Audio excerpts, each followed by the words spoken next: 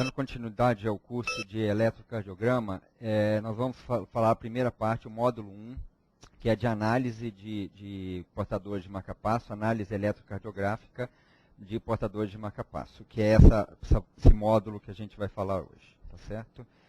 Avaliação, o que é interessante para a gente, seria a avaliação eletrocardiográfica dos portadores de marca-passo artificial, tá? Inicialmente, eu acho que é importante a gente observar, para quem vai analisar um eletrocardiograma, é importante analisar em relação ao como é colocado e como é designado o eletrocardiograma ou a análise eletrocardiográfica do portador de marca-passo. Para isso, nós temos que lembrar como já foi designado pela própria Sociedade de Arritmia Brasileira e Norte-Americana, 5 letras que designam em portadores de marca-passo em relação às câmeras, em relação à sensibilidade, à estimulação dessas câmeras. E isso é que ajuda no dia a dia para a gente entender o eletrocardiograma ou mesmo entender um laudo de um eletrocardiograma de um portador de marca-passo. Essas 5 letras foram designadas mundialmente como a primeira letra, que é a câmara a ser estimulada. Tá? Câmara a ser estimulada, que seria câmara atrial, câmara ventricular ou atrioventricular. Tá certo? E aí a gente vai ter nessas letras, a letra A de átrio, ventrículo V e D de se for a câmara atrial ou ventricular, as duas a serem estimuladas. Então, o D seria de dual, que seria as duas câmaras estimuladas, átrio e ventrículo ao mesmo tempo, ou uma ou outra, ou nenhuma quando aparece o O ou o zero. Tá certo? A segunda letra é a câmara sentida. A câmara sentida seria o átrio, do mesmo jeito, o A quando está sendo sentido o átrio, V quando está sendo sentido o ventrículo, ou D quando está sendo sentido as duas câmaras. Tá? Terceira letra aparece em relação à sensibilidade. O que é? É se uma câmara é sentida e a partir dela você consegue disparar a outra câmara. E aí vem o T, que a gente vê que é do trigger, isso acontece muito em marca-passos atrioventriculares, que você sente a câmara atrial e dispara o ventrículo. Ou a letra I, que ela é designada como inibição. O que é isso? Se ela sente uma atividade no átrio, ela inibe a despolarização do átrio. Se ela sente uma atividade no ventrículo, ela inibe a despolarização do ventrículo. E a D do mesmo jeito, se ela está sendo sentida ou inibida dos dois lados, tanto o átrio quanto o ventrículo. A quarta letra, que é a resposta de frequência, são marca-passos que tem um sensor, tem uma atividade de sensor, que quando sente o paciente fazendo algum movimento no corpo ou respiratório, que existe alguns sensores de marca-passo que sente a atividade de impedância torácica e a partir dele ele começa a ativar esse sensor. E esse sensor nada mais é do que uma tentativa de colocar uma resposta de frequência o mais fisiológica possível. Seria a resposta do sensor a uma atividade de quem não tem uma atividade cronotrópica adequada. Você tem uma doença do nó sinusal, não tem uma resposta adequada do nó sinusal, então existe o sensor para tentar fazer com que essa resposta seja dada pelo próprio marca-passo. E a quinta letra, que é uma letra mais nova, onde nós temos a resposta em pacientes que têm a ressincronização cardíaca, que é a estimulação multissítio. Essa quinta letra aparece nos portadores de ressincronizador cardíaco, quando a gente tem a estimulação multissítio para esses doentes, tá certo? Então, através disso é que a gente vê. Primeira letra estimulada, segunda sentida, e a terceira, que é o que a gente trabalha na maior parte do tempo, que é o trigger ou inibição. Então, o que a gente vai ver no futuro, a gente vai ver DDD, marca-passo em DDD, que seria as duas letras, VAT, está estimulando o ventrículo, sentindo a letra, que é a segunda, que é o A, sentindo o átrio, estimulando o ventrículo, e sendo trigado o ventrículo a partir do átrio, por isso que é o VAT. Então, é só fazer essa combinação de letras que a gente entende o que está acontecendo com o paciente em termos da estimulação cardíaca, tá certo? O que a gente vai agora fazer, mudar aqui. Tá. E aí a gente vê essas combinações de letras que a gente viu agora com todos esses casos, a gente viu as letras, o que significa cada uma delas. Primeira análise, a gente sempre tem que lembrar o que é um marca-passo. O marca-passo nada mais é que um temporizador. O que é isso? Ele conta tempo a partir de um batimento ou ausência dele. Se tem um batimento, seria uma onda P ou um QRS, ele vai contar a partir dali um tempo, e se neste intervalo de tempo, que é nada mais é do que a frequência cardíaca que a gente designa para o marca-passo. Se não aparecer nenhuma atividade na câmara, ou no átrio, ou no ventrículo, ele solta a atividade elétrica, espícula, e com isso despolariza átrio ou ventrículo. Então, sempre lembrar que o marca-passo nada mais é do que um contador de tempo que, a partir do momento que apareceu uma atividade elétrica ou não, ele vai agir. Então, isso fica fácil a gente entender, e aí a gente começa a fazer a combinação de que é saber de onde está a atividade, se a atividade está no átrio ou a atividade elétrica está no ventrículo. E é onde a gente vai ter as combinações que a gente vê aqui. Um temporizador, que a gente tem uma atividade, uma espícula, que a gente pode ver neste ponto, a gente tem uma espícula neste período, que acaba despolarizando após a espícula, acaba despolarizando a atividade, uma onda P. E depois dessa onda P, a gente tem uma atividade elétrica do próprio paciente, que é o QRS ventricular. E a gente vê que após um tempo, a gente tem novamente uma atividade elétrica despolarizando o átrio com a onda P e o QRS próprio sendo conduzido pelo sistema de condução deste paciente. Neste caso que a gente vê que após um período de 3 batimentos nesse eletro, a gente tem uma atividade neste ponto que a gente vê que mais curta em relação ao intervalo base que a gente vê aqui, a gente vê que existe uma atividade atrial neste momento, que é o que é isso? Uma extrasístole atrial. A gente percebe que não soltou, não teve a saída do estímulo elétrico atrial, e aí, a partir desta onda P, começou a contar um novo sistema, um novo tempo, e aí despolarizar o ventrículo a partir daí. Então, você vê que qualquer atividade elétrica, nesse caso no átrio, faz com que você tenha uma nova contagem de tempo, zera o contador do marca-passo e aí começa a atividade elétrica. Então, isso daí nada mais é do que um marca-passo estimulando átrio apenas. Você não vê atividade de espícula ventricular neste caso, tá certo? Eletrocardiograma, aquilo que a gente acabou de ver, você tem uma atividade elétrica rápida, atividade neste ponto, que você vê aqui uma espícula, a outra espícula, outra, com um contador de tempo que aqui está marcando em 1000 milissegundos, isso dá uma frequência cardíaca normalmente de 60 batimentos por minuto. A gente vê 4, 5, 6 batimentos e após isso não tem atividade elétrica do átrio. O que acontece aqui? Apareceu uma atividade elétrica ventricular neste ponto. E essa atividade elétrica fez com que zerasse o sistema de contador do marca-passo e a partir daí ele contou novamente os 60 batimentos por minuto. Como não apareceu outra atividade elétrica, ele soltou a espícula novamente. Então, é aquilo que a gente viu no contador, no demonstrativo do contador. Ele vai marcando o tempo, não apareceu atividade, nesse caso apenas no átrio, ele despolariza. Apareceu, ele conta e zera o sistema novamente, total.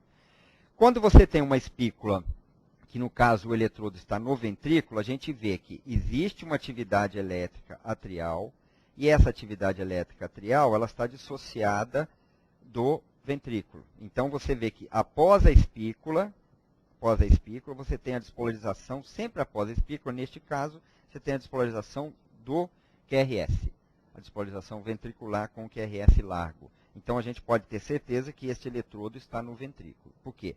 Segundo, que tem essa sequência de após a espícula o QRS, e terceiro, que ela está totalmente dissociada do átrio. E após uma extrasístole ventricular, também você tem uma nova contagem, zero o sistema, nova contagem até a próxima atividade ventricular. Esse é o marca-passo que tem estimulação ventricular apenas, que aí seria o VVI. Ele estimula o ventrículo, sente o ventrículo e é inibido pelo ventrículo. Aqui normalmente você não vai ter o VVT, porque você não vai trigar nada a partir do ventrículo, né? Você não vai trigar nenhuma atividade elétrica depois do ventrículo. Depois do ventrículo acabou. Então não vai ter o T aqui, vai ser apenas VVI. Ele vai ser só inibido pelo ventrículo. O átrio também. O átrio você não vai ter, quando tem o eletrodo apenas no átrio, você não vai ter AAT, que seria o trigger, porque só tem o eletrodo no átrio e não tem o ventrículo. Então você vai ter só a inibição do átrio ou não, dependendo do que a gente acabou de ver, tá certo? Mesma coisa no eletrocardiograma, a gente pode ver atividades elétricas, estimulações ventriculares, sempre seguindo a despolarização do QRS. Neste caso, a gente tem uma extrasístole ventricular que zerou o sistema e aí começa a contar este intervalo de 833 milissegundos, que normalmente dá uns 70 batimentos por minuto, tá certo? E aí, a partir daí, ele não apareceu nenhuma atividade, ele continua estimulando o ventrículo naquela frequência. Se o paciente, neste caso, aumenta a frequência, como aqui parece ter uma fibrilação atrial, e essa fibrilação atrial passa a ser conduzida com a frequência maior do que 70, você vai ver a fibrilação atrial com o QRS próprio do doente e não vai ver nenhuma espícula, porque ele está sempre contando a partir do aparecimento do QRS do paciente. Então, no caso de uma fibrilação atrial, às vezes você não vai, que a gente ouve frequente isso, o paciente tem marca-passo, VVI e não aparece a espícula, e às vezes as pessoas encaminham falando que o marca-passo está com defeito. Não tem defeito, é que ele está sendo, o marca-passo está sentindo a atividade elétrica do ventrículo, não está jogando espículo, não está precisando, porque a frequência do doente está o tempo todo acima daquela mínima que a gente programa. Tá certo? Próximo, travou aqui.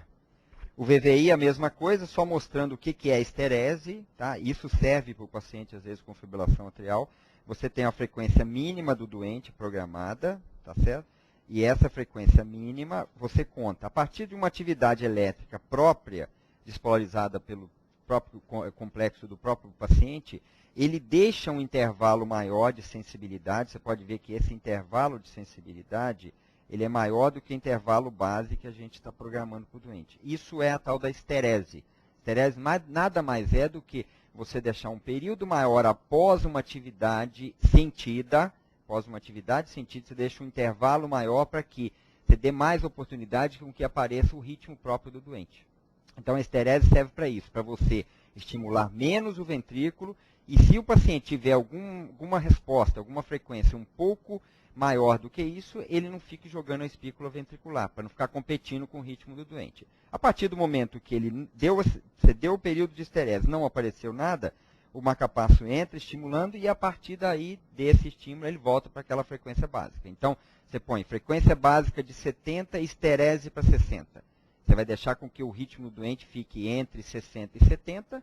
Se não aparecer, ele entra estimulando em 70. Tá certo?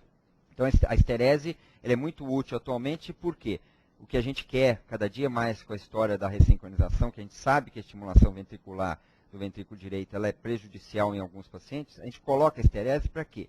Para que ele fique estimulando menos o ventrículo direito e com isso não piorar a insuficiência cardíaca no doente que já tem uma tendência a isso. Então a esterese serve para esses momentos, que é o caso daqui, a gente mostrando a estimulação e um intervalo de um período maior do que o ciclo do doente que a gente pode ver aqui. Ó. Tá? Isso é o momento da esterese, após uma estimulação sentida. Tá bom? Sempre após uma estimulação sentida que entra a esterese. A esterese não entra no momento que você está tendo a estimulação pelo próprio marca-passo. Tá? Agora, o cronograma para a gente analisar a estimulação atrioventricular nada mais é do que uma combinação. Imagina que você tem dois marca-passos, um no átrio e no ventrículo. Só que os dois conectados e fazendo, aí sim, fazendo a ponte entre o átrio e o ventrículo quando você tem o bloqueio. Tá certo? Então, isso daqui a gente está vendo. Uma estimulação atrial, despolariza a onda P, o átrio, e depois não apareceu no intervalo de tempo, que a gente fala intervalo átrio-ventricular, você deixa o intervalo átrio-ventricular, que nada mais é, no eletrocardiograma, do que o intervalo PR, que vai de 120, 100 a 200 milissegundos. Que é isso que a gente programa no dia a dia de um marca-passo, esse intervalo AV, que é o intervalo PR natural da gente. Não teve atividade ventricular, espícula do ventrículo e aí a despolarização ventricular. E você vai vendo, e isto faz com que você tenha uma combinação de dados. Você tem, se tiver uma extrasístole atrial como aqui, você vê que inibe a atividade atrial, atividade de despolarização atrial, porque apareceu a extrasístole. Mas não apareceu no intervalo de tempo, que é o intervalo atrioventricular, ele despolariza o ventrículo e volta para a estimulação atrioventricular, do jeito que a gente está vendo os outros batimentos. Apareceu uma atividade ventricular, uma extrasístole ventricular, ele zera o sistema e volta a contar tudo outra vez. Voltou, zerou o sistema no ventrículo, zerou o tempo, ele zera o contador e começa. Neste intervalo não apareceu nada, espícula atrial, espícula ventricular. Então, nisto, no marca-passo atrioventricular, a gente tem essas combinações. Então, ao mesmo tempo que ele está estimulando e sentindo os dois canais, ele sente uma extrasístole atrial, ele triga o ventrículo a partir da extrasístole atrial. Ou se ele sente uma onda P normal do doente, com a frequência um pouco maior do que a programada, ele vai trigar, que aí entra o T, ele vai trigar o ventrículo, vai disparar o ventrículo a partir dessa atividade elétrica atrial sentida. Tá certo? Então, essas combinações no átrio ventricular é que a gente tem que lembrar de toda hora quando analisar, procurar uma onda P, procurar o intervalo atrioventricular e procurar atividade ventricular. Existe ou não existe, você vai ver. E não existe, tem a espícula. Existe, tem alguma atividade que está trigando ou está disparando o ventrículo ou o átrio nesse momento, tá certo? Como aqui a gente pode ver o eletrocardiograma desse paciente funcionando em átrio ventricular bonitinho. Você vê todas as espículas, você tem espícula do átrio, espícula do ventrículo, com a frequência de 833 milissegundos, que é uma frequência cardíaca, que vai dar 70 mais ou menos de frequência cardíaca, 75, tá bom? E aí, você vê que neste eletro não apareceu atividade elétrica nenhuma própria do doente, nem do átrio e nem do ventrículo, porque você está tendo a despolarização realizada nas duas câmaras pelo marcapasso. Tá? Mecanismo, o que a gente pode ver? A partir deste momento que a gente está vendo o marcapasso normal, que é o átrio ventricular, a gente começa a ter alguns mecanismos que são incorporados ao marcapasso numa tentativa de deixar o mais fisiológico possível. O que acontece com o NOAV quando no AV quando a gente tem um aumento da frequência cardíaca? Existe o período de Ventquibus. O Ventquibus nada mais é do que um filtro no nó atrioventricular para que não deixe uma frequência cardíaca, uma frequência atrial muito rápida conduzir para o ventrículo. É um filtro que existe no AV. O marcapasso também ele pode servir como filtro, porque você limita a frequência mínima do marcapasso, que a gente coloca, 60 ou 70, e limita a frequência máxima de condução atrioventricular. Aí você ajusta isso de acordo com a idade, 130, 160, se for jovem, 170, e isso significa o quê? Que ele vai sempre conduzir uma atividade a onda P até essa frequência máxima, de 130 ou 140 que você programou. A partir, imagine que a frequência atrial do doente está passando de 130, 150, 160, e está programado a máxima de 130, 140. O que ele vai acontecer? Ele vai começar, essa onda P começa a entrar junto com o QRS e ir aumentando, porque você limitou o tempo desse doente. Então a gente vê aqui, ó, um limite de tempo de atividade de frequência máxima conduzida. Então, ele conduziu até este momento aqui. Essa onda P que a gente está vendo aqui, ela passou do limite programado do marcapasso. Então, ela não vai ser conduzida, vai ser bloqueada, e aí começa a contar novamente e sente a outra onda P. E você vê que essa onda P vai começar a entrar dentro do QRS, e aí uma outra onda P bloqueada. Isso é o mecanismo de Ventquibus, que é o filtro normal que a gente tem no átrio ventricular. O marcapasso também vai fazer isso, para ser o mais fisiológico e ele não te conduzir todos os batimentos, uma taquicardia atrial, uma fibrilação atrial a 200, 300 batimentos por minuto. Então, esse é o mecanismo de Ventquibus que a gente vê, tá certo? Vamos aqui. Aqui a gente pode ver neste traçado esse mecanismo de pseudo-Ventquibus ou Ventquibus para esses pacientes. A estimulação, você vê que neste segundo batimento, a gente tem uma onda P aqui, ó. Uma onda P dentro do QRS. E provavelmente ela foi bloqueada porque ela já caiu no período refratário atrial, foi bloqueada porque atingiu a frequência máxima programada no marcapasso. E aí ele passou a sentir, neste momento, uma outra onda P e foi, como a frequência atrial está mais alta, ele vai puxando e vai sempre mantendo esse limite da frequência ventricular. Então, ele fixa a frequência ventricular e ajusta o intervalo AV e a onda P até o momento que ela possa ser bloqueada. Com isso, você não tem variações muito grandes da frequência cardíaca nesses pacientes, você tem essa frequência máxima programada nesses pacientes. Então, esse é um mecanismo de defesa do marcapasso para que não conduza rápido o ventrículo em nenhum momento a estimulação do átrio para o ventrículo nesse ponto. Tá certo? Próximo.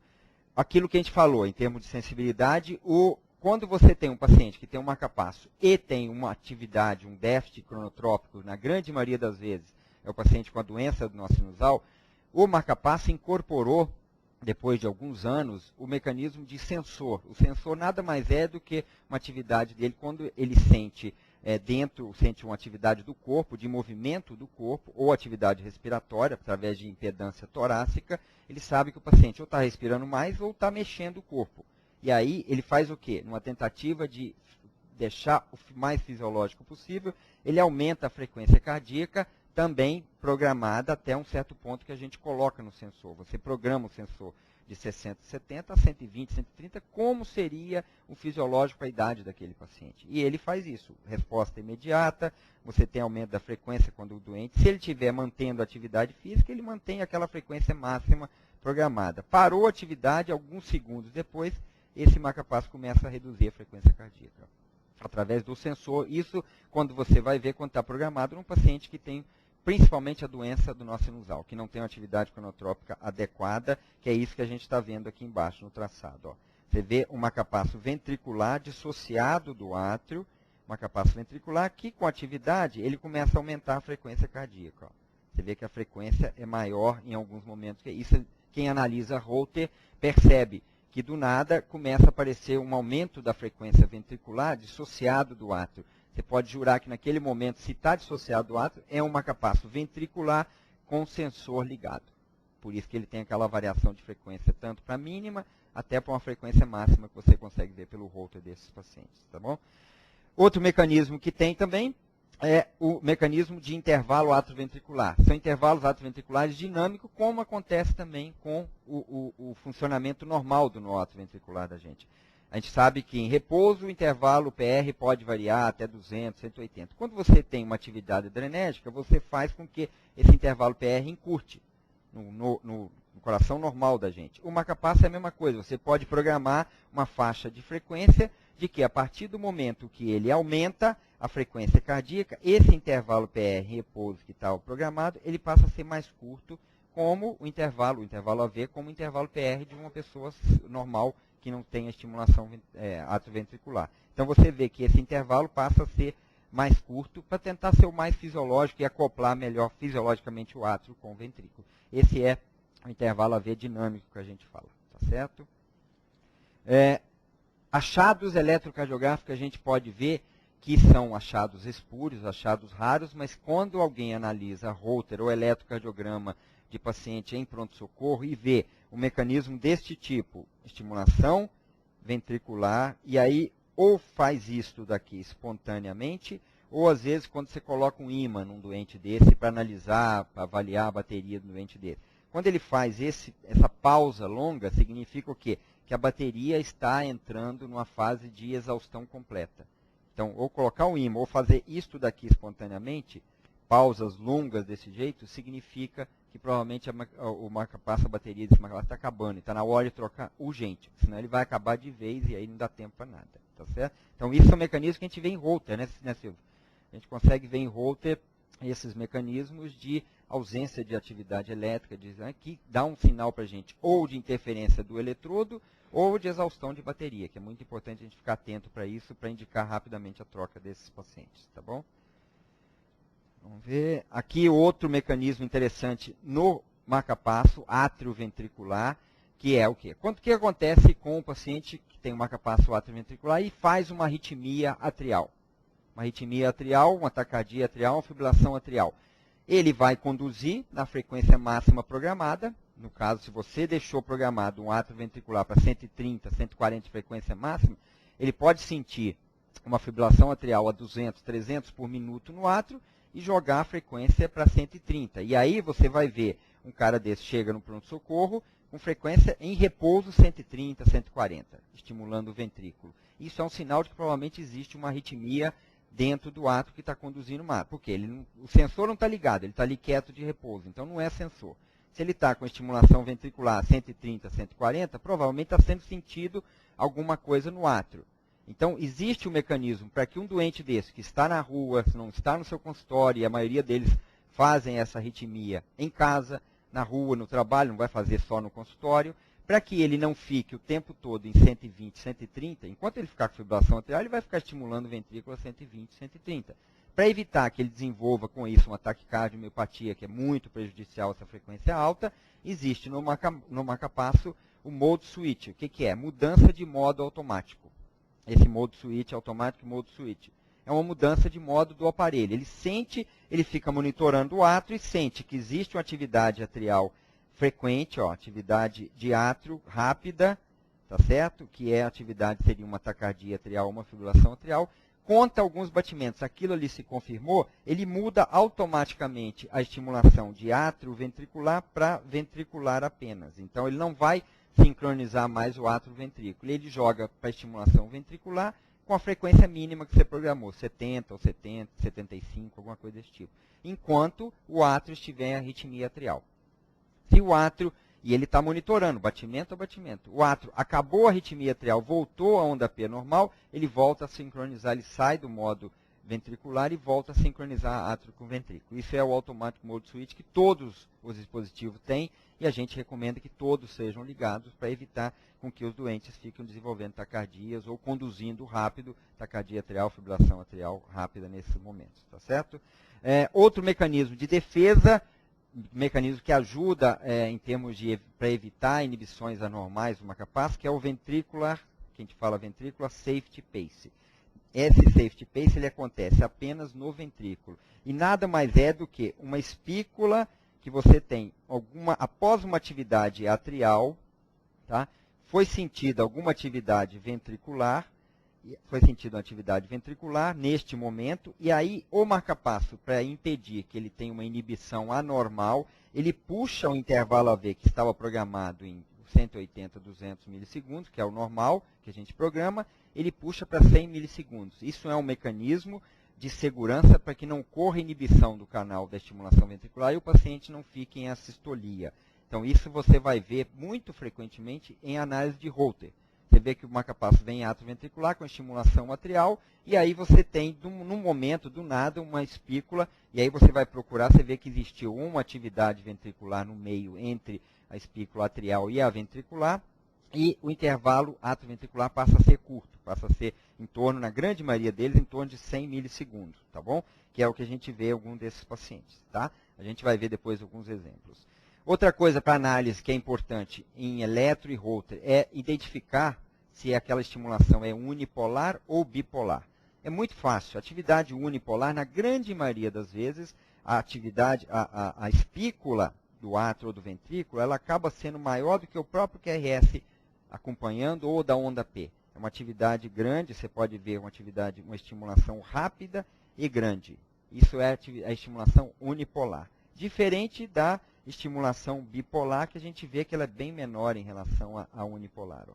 Você vê que é uma atividade bem menor perto do QRS. Então, só para saber em termos de se é uma estimulação unipolar ou bipolar na análise do Holter, e principalmente no Holter, que é muito difícil analisar a estimulação bipolar, porque às vezes, dependendo do eixo que está os eletrodos para análise do Holter, você não consegue pegar a espícula bipolar e fica um sinalzinho minúsculo. E aí é difícil analisar se o paciente às vezes tem marca-passo ou não naquele momento que você está observando lá o Holter, tá bom?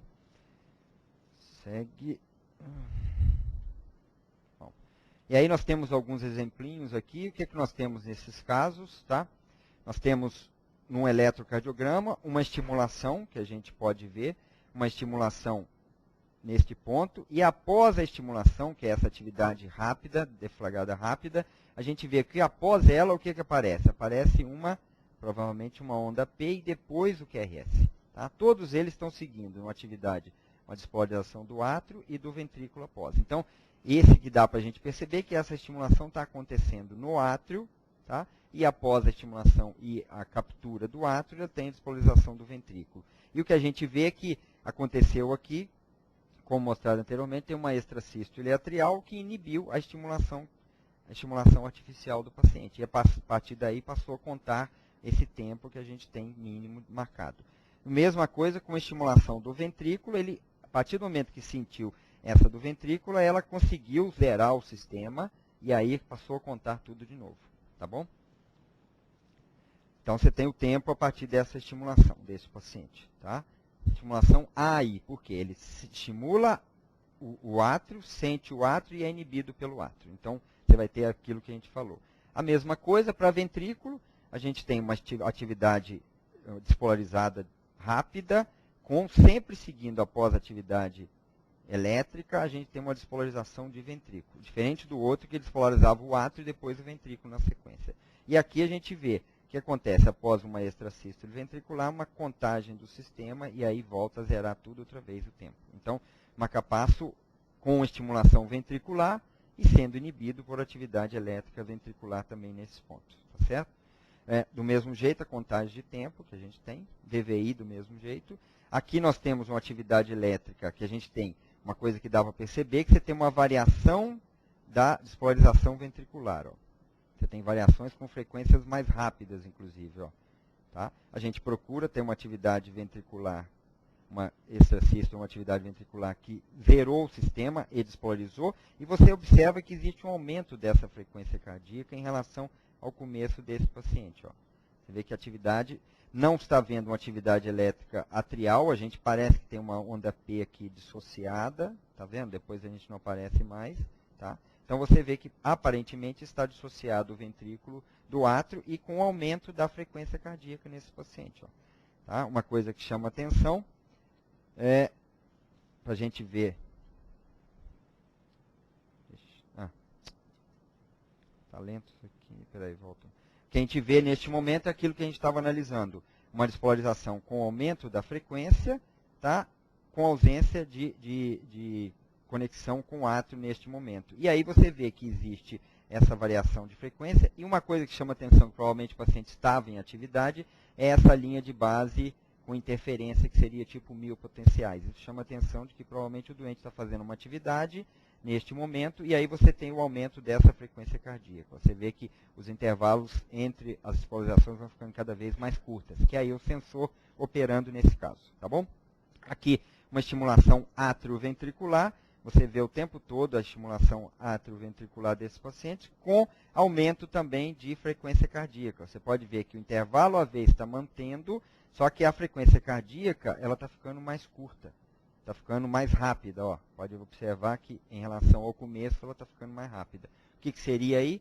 Como o sensor naquele paciente com estimulação ventricular, aqui também a gente tem um sensor desse paciente com estimulação, nesse caso, atrioventricular. Seria o marcapasso atrioventricular estimulando o átrio e ventrículo com o sensor ligado. E naquele era um sensor apenas porque ele tinha estimulação no ventrículo. Então, você vê que o sensor pode funcionar tanto no marcapasso atrioventricular como no marcapasso ventricular, do mesmo jeito. Basta que o paciente tenha uma atividade física e esteja fazendo atividade que ele vai ativar esse sensor e aumentar a frequência, nesse caso que a gente vê aqui, a frequência aumentando nitidamente. Tá bom? Aqui o que a gente pode observar, se analisar um eletro desse, você pode interrogar algumas coisas. Algum defeito de sensibilidade deste marcapasso, por quê? Você tem estimulação ventricular, tá certo? Tá? Com uma frequência bem irregular, só que não está sentindo a atividade própria do doente. Ó. Você vê que ele está jogando, aparecendo a espícula, independente da atividade do paciente. A atividade própria do paciente, que a gente tem aqui, e a espícula sendo despolarizada em momentos que não deveriam aparecer. Isso só pode acontecer em dois momentos. Ou, que a gente vai ver à frente, um undersensing, que nada mais é do que o eletrodo não está conseguindo enxergar, o marcapasso não está conseguindo enxergar a despolarização, porque às vezes a amplitude do QRS está pequena, ou um efeito magnético. O que é um efeito magnético? Quando você coloca um ímã em cima de um marcapasso, ele passa, de modo a grande maioria, passa a ficar assíncrono. Ele joga a espícula independente do que está ocorrendo no coração. Então, esse é um efeito magnético de uma colocação de ímã. Isso serve no dia a dia para a gente avaliar o estado da bateria, como a gente viu anteriormente. Se a bateria está boa ou não, ou naquele momento que a gente viu que colocou o ímã, a bateria estava muito baixa e ele entrou praticamente em um período de assistolia, tá bom?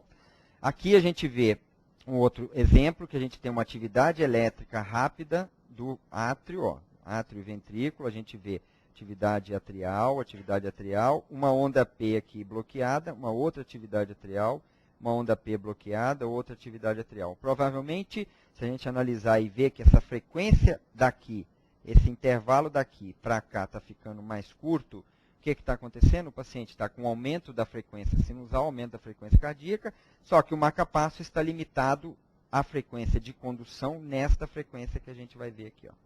Essa vai ser a frequência máxima que o marcapasso vai permitir que ele conduza o átrio para o ventrículo, e aí ele vai sair ou em vênquiba, como a gente viu anteriormente, aquele aumento da frequência, ou ele sai em 2:1, como a gente está vendo aqui.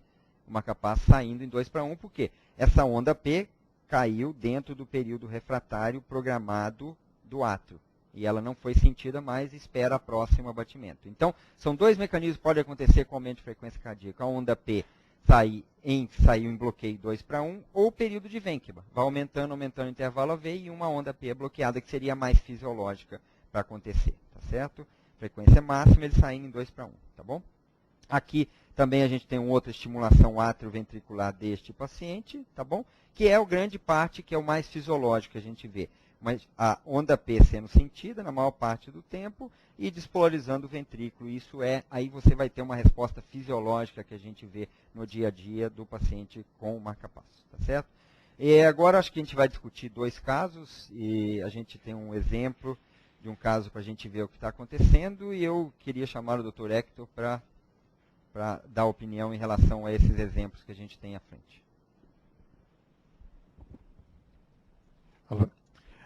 Professor, no caso 38, a gente tem um paciente que ele tem um ritmo de marca-passo, estimulando o átrio. Podemos ver nos primeiros 3 batimentos.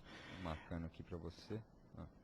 Ele estimula o átrio, gera a onda P e essa conduz o QRS subseguinte.